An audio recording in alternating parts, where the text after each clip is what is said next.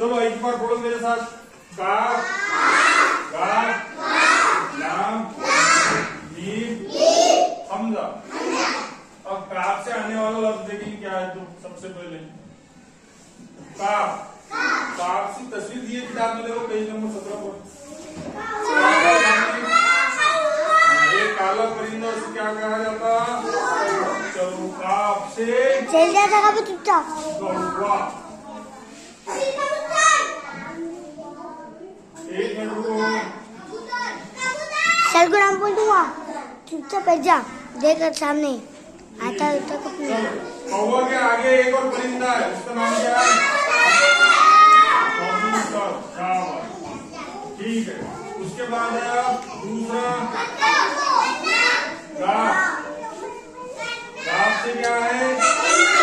गन्ना। Very good, गन्ना। और क्या है? गधा। ये तो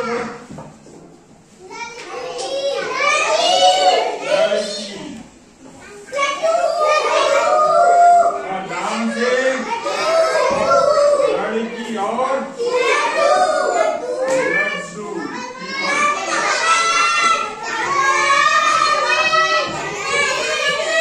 चिल्लाओ, एक एक बोलो ना, सुनाई नहीं देता सब एक साथ चिल्लाओ।